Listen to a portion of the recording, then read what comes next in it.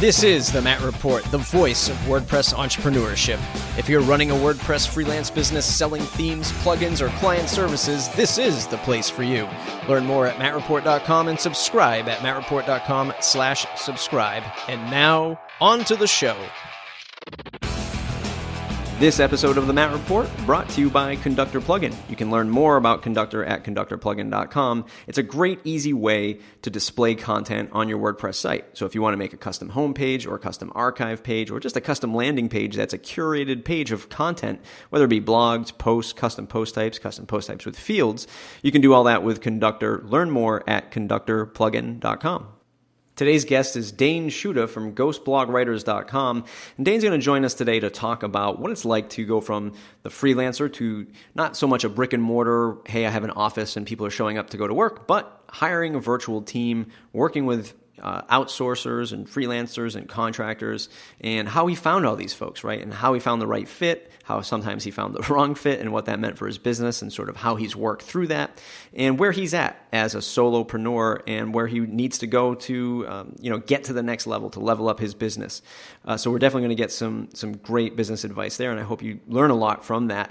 The other thing is we're going to get some great insight to how he works with WordPress, right? So he's not your typical developer designer or building a WordPress business in the sense of digital product, but he interacts with WordPress. WordPress is very much a tool and a platform that he uses for his business and his clients, but it's not the only thing that he's using. So he might be doing Drupal or Joomla or Blogger.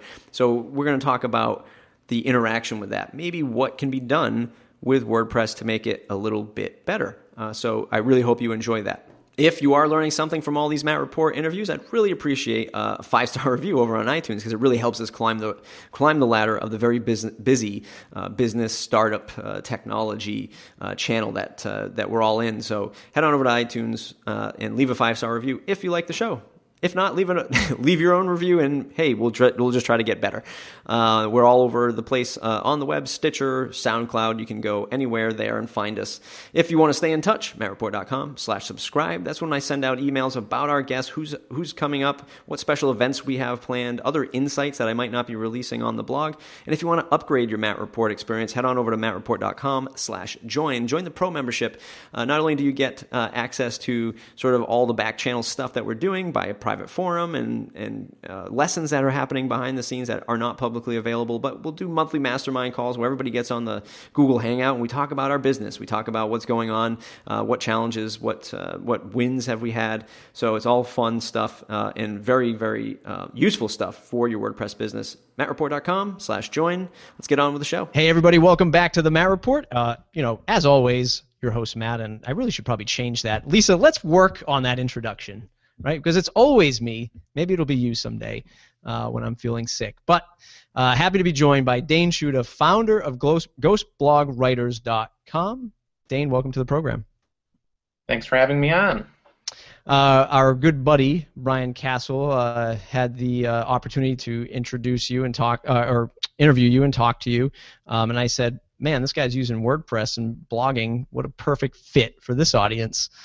So we've invited you on today to talk about how you got involved into WordPress, what the business does today, and maybe you can give some insight to using WordPress in your business for better or for worse. So tell folks who you are and what you do. All right, my name's Dayne Shuda, and the founder and owner of Ghost Blog Writers, and what we do is we work with businesses, organizations, individuals to manage in most cases, their business blog. And a lot of times they just struggle to maintain the posting frequency that they want. They know they want to have a blog, content marketing, but they don't have the time to do it.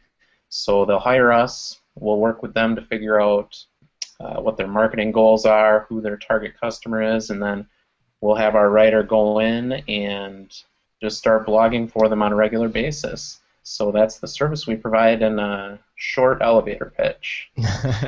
So how do you find these types of clients? It almost make it seem like the same challenges that us agencies or freelancers have, like folks that need to be on the web are not on the web because they don't understand how to find things on the web, or for the vast majority of them. So how do you find these types of clients that need this kind of content work? Sure. Well, I try to practice what we preach. So we tell our clients or prospects that blogging is a long-term way to bring interest to your brand, get new clients. So really, the only marketing strategies we have is our blog on ghostblogwriters.com. So we write about things that our target clients might be interested in, the questions they're asking, and we research those things, publish them on the blog, try to earn their trust, and then if we've done our homework right on the target market, they're interested in the blogging service. So that's kind of how we find clients. We don't really do any online advertising. Word of mouth is one of the other ways, but blogging is the main one. I actually have one of my notes here is that to ask you specifically about content marketing versus pay-per-click versus SEO versus direct versus social. There are so many channels that we can sort of surf for our clients on nowadays. Is the blogging and search results coming up in search results still the majority of that traffic, or do you find yourself finding content in email marketing or maybe some social stuff maybe slightly a little bit better than the blogs, or is it just all blogging?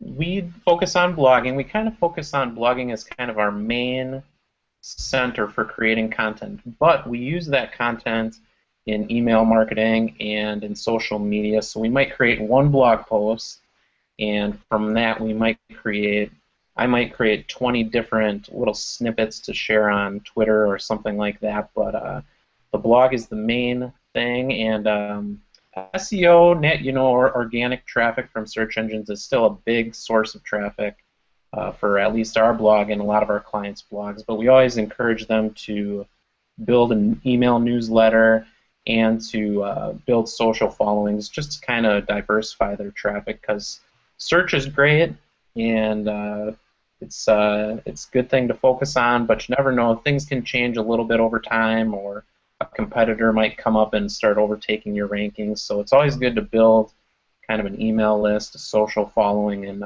build those other channels of traffic. I'd say probably 8 to 10, maybe even shorter, maybe 5 years ago, the freelance developer could probably skate by just developing. The designer could probably skate by just designing. Now with platforms like WordPress, there's some crossover, right? Designers are becoming developers because there's plugins and there's snippets of code available out on the web, and then developers may be dipping their toes into designing because there's all kinds of online education and just years of using Photoshop. You can sort of get in tune to it a little bit more. I would reckon to say that your business is probably the same thing, where you have to kind of dip your toes into those different areas. So you can't just probably take on a blog post writing project without talking about, like you just said, SEO and social. How do you manage that when a client asks you for those maybe extra services? Because a lot of folks like to say, well, okay, yeah, I'll do some SEO too, and I'll take that on. How do you keep your tunnel vision for or focus straight ahead for stuff like that? Yeah, so that's been a challenge.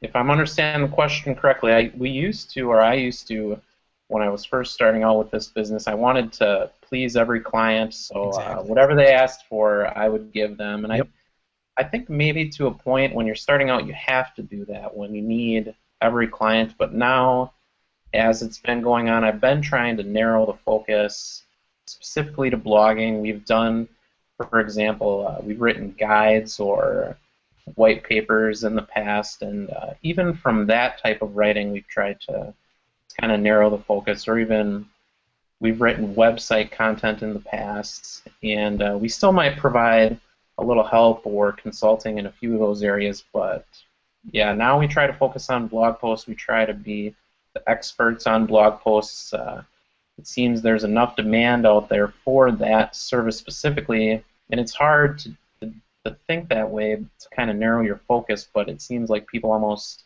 if there's someone that wants blog posts, they'll come to us instead of someone that does blog posts, SEO, social media. They kind of look for the experts in each little area. Do you remember back when you said no to everything else except for the blog posts and content creation? Were you scared? Do you remember a specific customer or a project that you were working on where you were just frustrated with too many moving pieces at the same time? Yeah, it would get frustrating, and I think it would just get to be I would be managing too many different moving pieces, and I would be frustrated with maybe the level of quality of work that we were providing, and I just kind of realized that for it to work, had to narrow the focus. It definitely was scary. It's hard to tell a client no that you can't do so. I mean, that still is hard for me, but it's become easier each time, and I do try to find kind of people in my network, people that I know. So now if someone asks if we do social media marketing, I can recommend or refer them to somebody. So that's helped out a little bit, because if you can't do it for them, I think people understand. They don't want you to do something that maybe you don't even want to do, but as long as you can maybe help them get in the right direction, it seems to they'll still stick with you for, in our case, blog posts or whatever it might be. We're going to talk about how you find freelancers and how you structure your business to work with other freelancers, but how do you find the right partners so far to be able to hand off clients to, hey, we need content, but can you develop our website? So how do you find other agencies, freelancers to partner with to hand off clients to, or at least get referrals from, and vice versa? Sure, it's just, I mean, I started reading blogs kind of in the marketing fields. That was just where my interest started, probably like 2008, 2009, and just started subscribing to blogs, and just over time, you kind of build your network of blogs you follow, people that provide different services, joining different social networks, even Twitter, the people you follow, get to know maybe on Google Plus or LinkedIn. And I've joined a few, even here where I'm located, some local groups, young professional type groups, and I've referred people to a local company. It's just one or two people that do social media services for local businesses, but now they've done social media for a few of our international clients. So you just get to know people, or for me it's been just getting to know people as far as those types of things go, just looking in the internal network to find people. Was there ever a point in time where you were sort of afraid to get to know people, or just didn't really see that as something advantageous? And I guess I'll preface this by saying I talk to a lot of folks who I recommend build your network, connect with other people. They say, yeah. And they're just afraid to do it. They don't understand how to do it. Maybe they're not very social to begin with, and they're afraid to go to like meetups or WordCamps, as it's known in the WordPress world. Were you ever that person, and when did it click to say, I really have to start talking to other people, not just looking at my Twitter stream all day? Yeah, it's tough, and it was tough for me. I would describe myself as on the bell curve of extrovert, introvert. I would definitely be on the introvert side, and it's not that I'm necessarily scared of going to meet people, but just for me, I'd much rather be at home looking on my computer, but I've kind of pushed myself to go to a few local events, even just talking to a few people, getting to know them, and maybe then following up with email. So maybe having a conversation with them, chit-chat for a little bit, but get their email address, go home, and then maybe start an email conversation, get to know them that way a little bit, or read their website or their blog. Just get to know them and then become more comfortable, and then maybe see them at the next young professionals meeting or whatever it might be. So then you feel like you know them a little bit.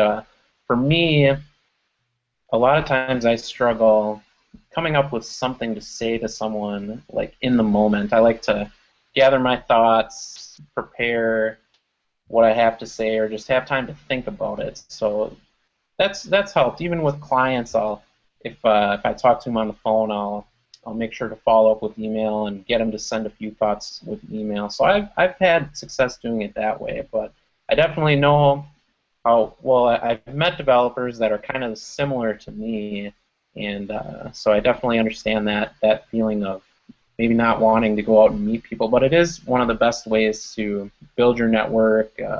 They can help you find business. You can help them find business. It's a good thing to have if you're in business for yourself. Yeah, absolutely.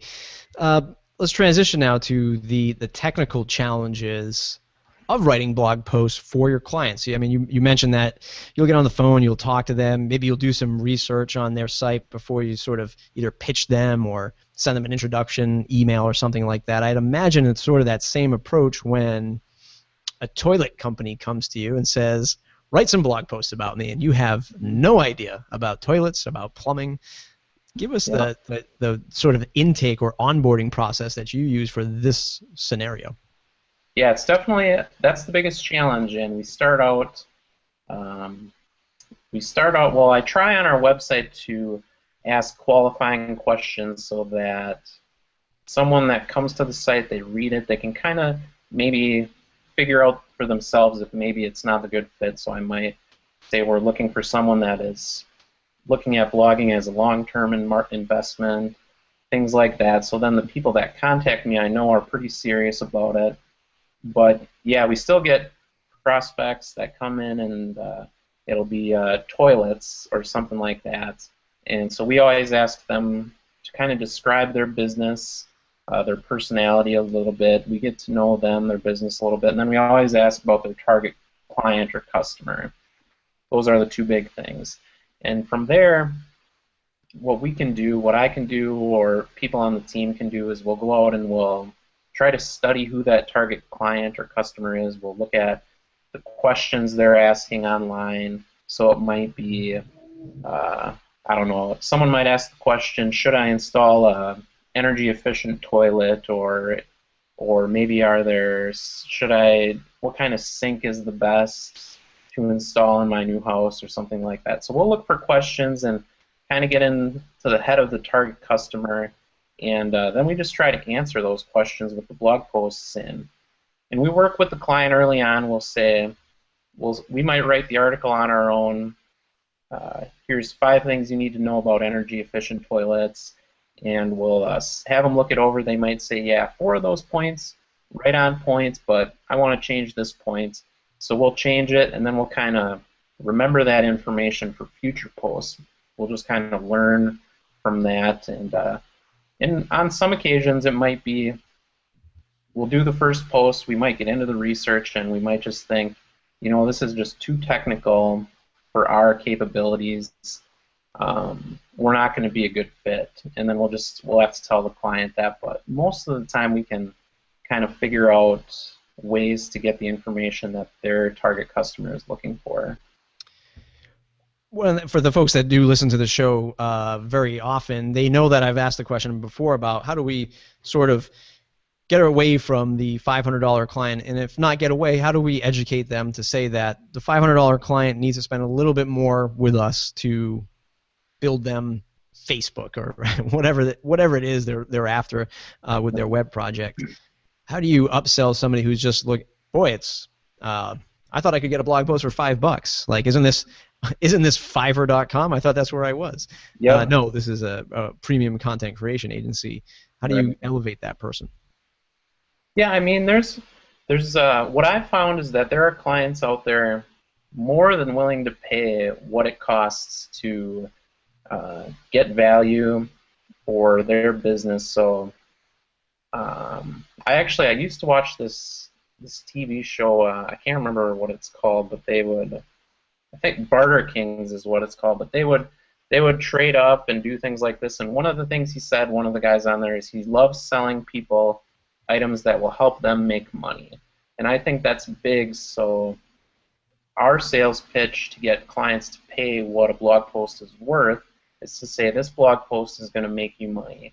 You'll publish one blog post that'll always be on your site for people to find, compared to even an advertisement that is only up there as long as you pay for it. So we take the angle of this blog post will help you make money, and then it becomes much easier for people to pay. So for a developer of WordPress, I mean, without our website, we wouldn't be able to get new customers. So spending thousands to have a site designed and developed, that the cost is very easy to justify because the business probably wouldn't exist without it. So that's one of the ways we focus on getting past the people that are like, well, it should be $5 for a post. I mean, now I just tell them we can't provide that because I know there are customers coming in. Maybe early on you might have to do a little of that to build up your business a little bit, but later on you can say no, because there are definitely people that will pay what it's worth because they know they're going to get value for it. So. And I'd imagine part of your onboarding or sales pitch, maybe even pre-sales pitch, has to do with retainers and getting folks onto a contract, so that it's not just a one-off blog post, but it's more of an evergreen effect and keeping them longer, so you have a higher lifetime value for your customer. How do you negotiate that? Is it a minimum buy-in that folks have to be with you? Mm-hmm. Yeah, so we've never had a minimum buy-in. I've learned a few hard lessons where people might say, I'm interested in seeing a blog post on this topic. In the past, we've done those. Now I almost see that as a kind of a red flag. If someone's asking to see one post, they're not really interested in the long-term relationship. So now I just try to find those little red flags that kind of show maybe they're not interested in weekly posts, which is really, that's kind of our bread and butter, is weekly posts. It's a good area for us to be in. It works to get traffic. The client is comfortable with weekly posts a lot of the time. So now I just try to, or even when I respond to an inquiry, I'll say our most common situation is a weekly blog post. Here's the price, and the person might respond, well, I wasn't really looking for a weekly post, and then that's kind of the red flag, or they were thinking, well, I really wasn't thinking that price. So it's just saying things like that to try to qualify. So a developer might say like, or they might look for someone that wants a website now one time, but maybe they also want help making adjustments down the road and updating their site and things like that. So yeah, we just try to ask qualifying questions now, or even put that information on our website to try to filter out kind of the bad leads that might come in. Yeah. So do you have folks that are filling out sort of a quick questionnaire, and they don't even, once they finish that, even if they don't qualify for that, then you probably won't get on the phone and talk to them? Is that sort of the scenario? They get the questionnaire, then they get the phone call, and then it's go into some sort of contract or month-to-month pricing, but for every week they get the blog post. Is that how it works? Yep, that's how a lot of it works. I mean, our contact form's pretty straightforward instead of a questionnaire, but just over the years talking with customers, I've tried to answer a lot of the most common sales questions, or questions that a prospective customer might ask. I'll just go ahead and answer those right on the website services page. So then by the time they get to the contact form, they just have to put in their name, website, business name, and then they're ready to go. But so yeah, that's kind of how we go about it. They'll contact us. I'll ask them about their business, their customer, and then from there we'll just we'll go into some titles. We'll do a first post, and if all that goes well, then we set up a schedule, and then we just start invoicing them every month. Is usually how it works. That's awesome. Let's talk about, because we are sort of running out of time. New format, everybody. We're trying to do all this in 30 minutes. Good luck to us. Tons of great information. I could talk about that even more. But I want to move over to working with freelancers, right? How do you find these freelancers? How do you trust them? What's the process like for finding folks and onboarding them to your own company? Yeah, I've been lucky. There's one page on the website that just says, I did a little keyword research to see what potential freelance writers might be looking for, so it has things like hiring freelance writers or something like that, but it's just one page.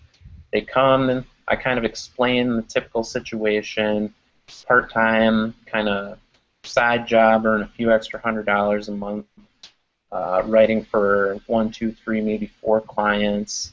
And if they're interested, they'll contact. And I've been lucky. We get a good number of inquiries every month from a lot of different people, and usually from the first email that they send, I can kind of tell if they're going to be the right fit. So if there are a lot of grammatical errors or it's hard to understand their email, something that's fairly important in your industry. Yeah, red flag, and then I'll say, all right, here, try to write this first post for this client, and they'll send it, and I'll tell them it's due Tuesday. Just give them enough detail to write it.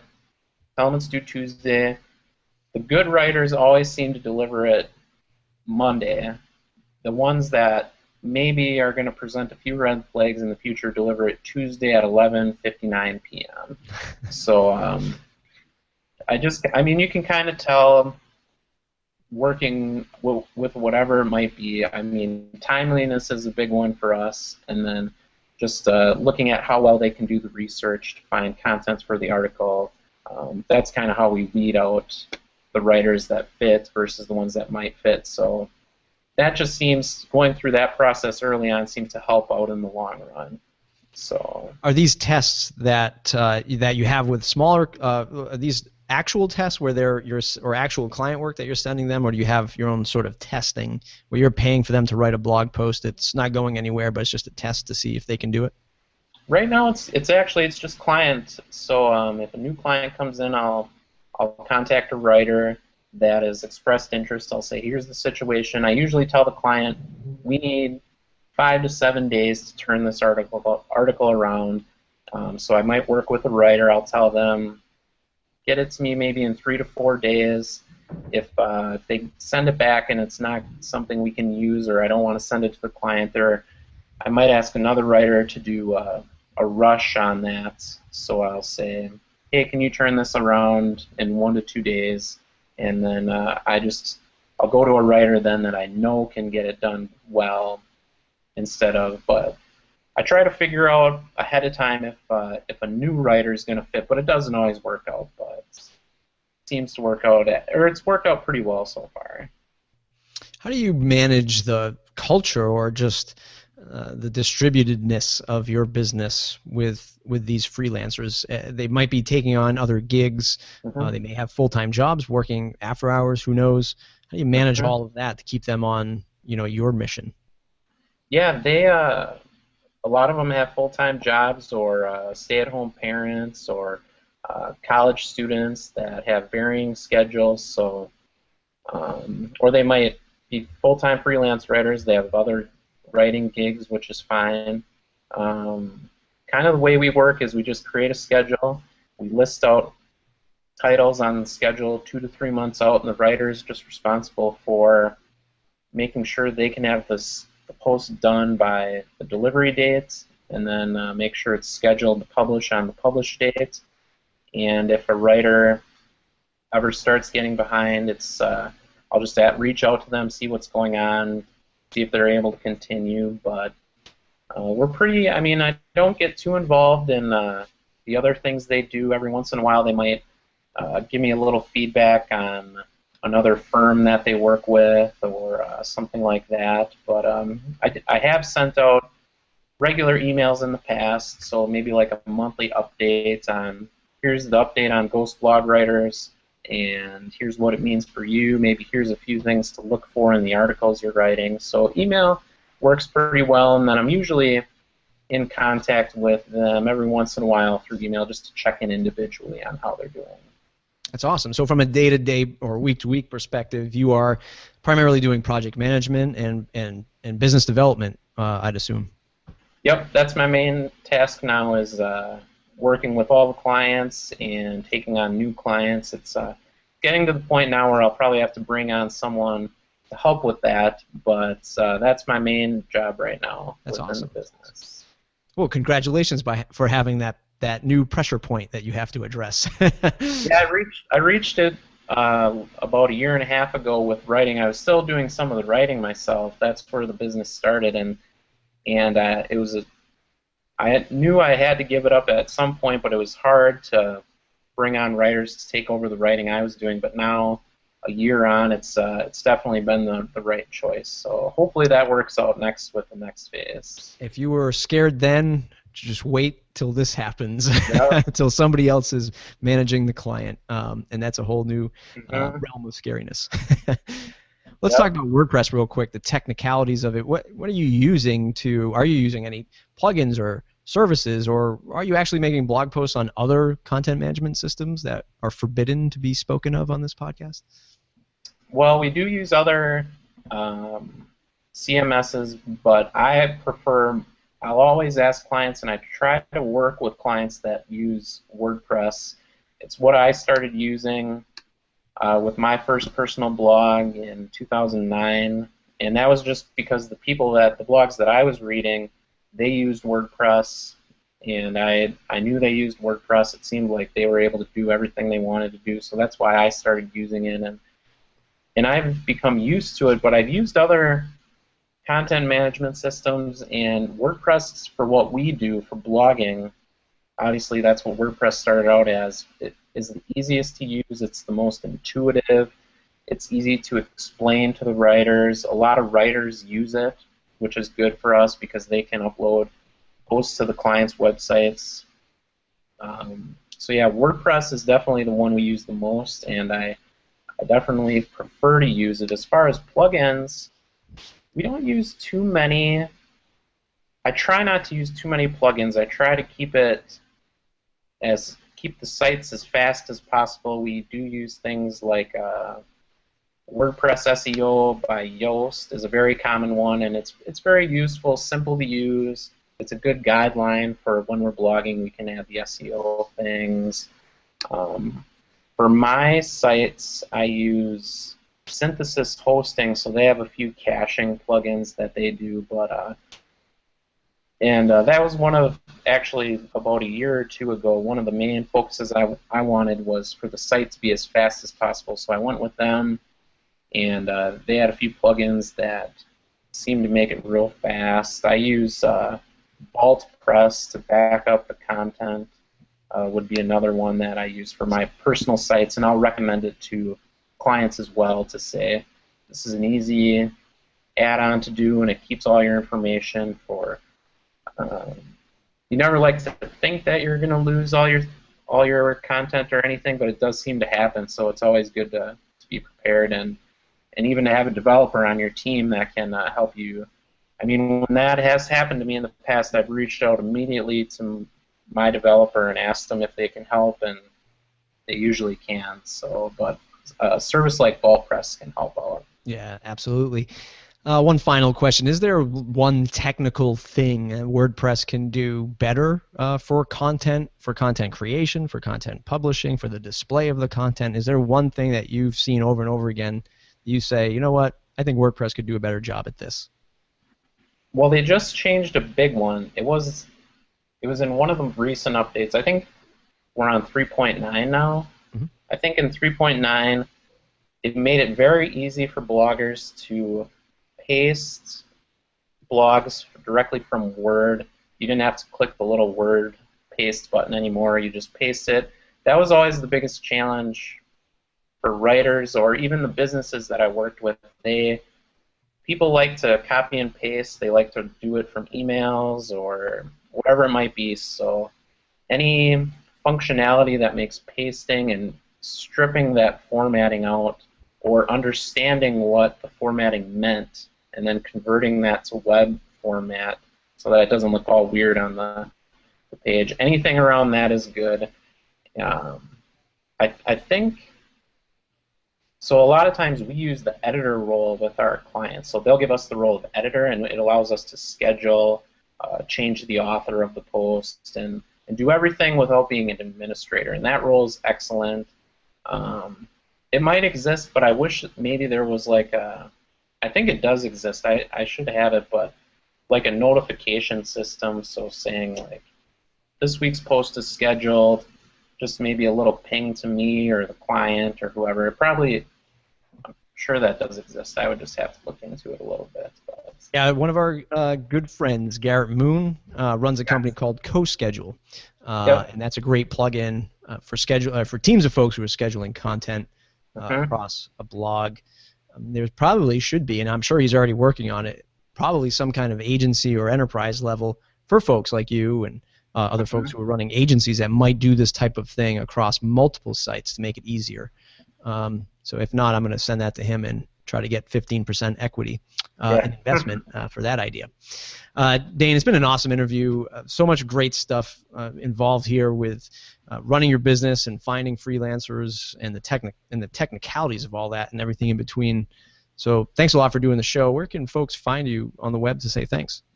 They can read our blog at ghostblogwriters.com. The social networks I use most are Twitter. I'm just at Dayne Shuda.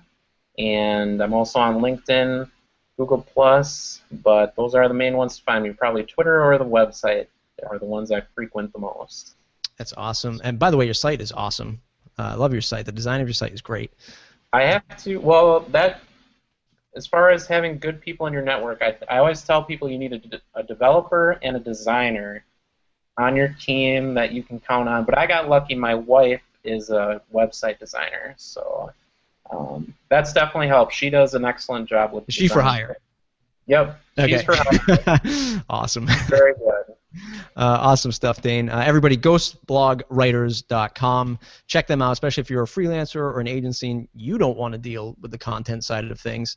Check out ghostblogwriters.com. If you want to stay in tune to what's going on at the Matt Report and you want to know when great guests like Dayne are showing up to give us their awesome info, mattreport.com/subscribe. And then if you want to be part of a private community of folks who are talking about running their WordPress business, mattreport.com/join. Join the Matt Report Pro section and get all the great access to all of this awesome content. Dayne, thanks a lot, and we'll see you next time.